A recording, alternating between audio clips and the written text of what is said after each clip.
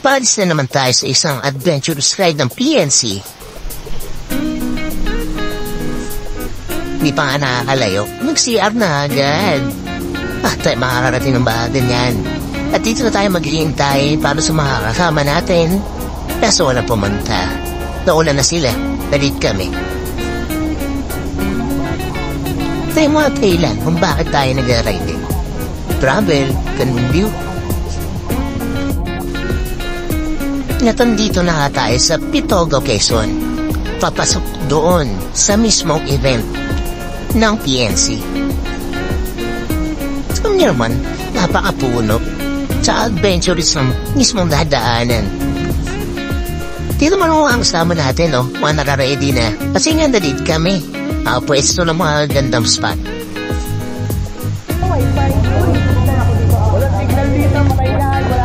At yun na nga, wala daw signal. Patay.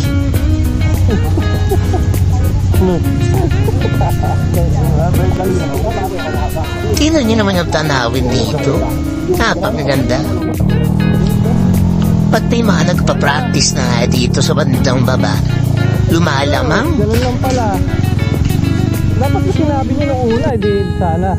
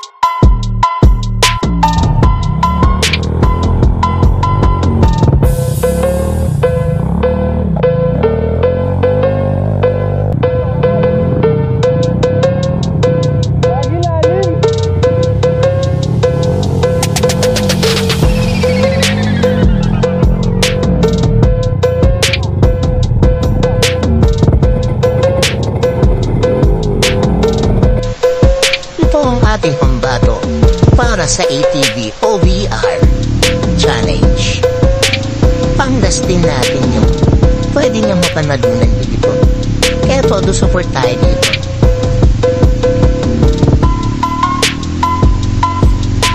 Medyo nahihirapan yung mothers natin dahil yan. Medyo power yung ATV na to. Dahil nga targado nga daw. Kaya mahirap magkamali. Baka sa mismong niyog sila mapunta. Buti natapos yung race event bago umulan. Labi, buong hapon umulan. Kaya dito muna kami sumilong sa mismong event hall. Kaso inabot ng gabi. Kaya nagbalik ka na. At ito nga pa ng ating Mr. Celebrant, Boss Nine. Sa inyo, sa lahat ng mga nakarating po dito, alam po natin hindi po madali, mahirap, maraming nangyari, mabalahaw.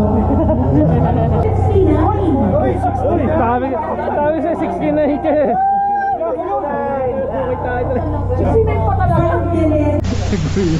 Nag-awarding na nga pala tayo. Ito po yung mga tatlong nakachamba. Pro and yung beginner. And sa cowboy,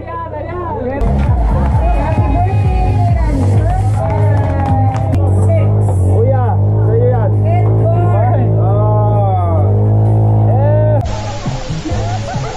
Wala pa po mamatama yan Natural po yung mga tama nila.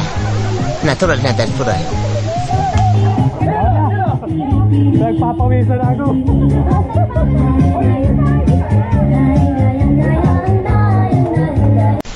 Dito sa part na to, dito nakakatayo na bunot para sa Grand Ties. Which is yung Kayo 250. At din nga, kwento ko kung paano kinuha. Kasi same day ko lang talaga ito nagdesisyon na namantayan. Kumbaga, pakiramdaman ba kung ano yung mismong lalabas? Basta, habang kwento. Malaki pa sa salamat ko sa event na to dahil kahit yung mga tropa natuwa dahil sa achieve nito. Dahil deserve ko nga daw to. Sa akin dapat yun eh. Kanya lang. Kaya makakatap na talaga tayo ng tropa para sa pagbubundok. Wala nang atrasan to. 500 pesos pin mo por kalat. Second day, dito na nga wala masyadong kaganapan. Kaya tuloy-tuloy ang kasiyahan.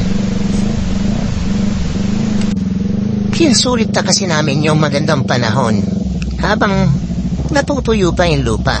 Kasi nga, kahapon umulan, di ba? Baka buta na naman kami. Kaya let's go. Kasi mga dito sa part na to, may mga nabalahaw dyan sa kasi sobrang lambot ng lupa dahil nga sa malakas na ulan kahapon. Mas okay pala ganito mag-trail, oh.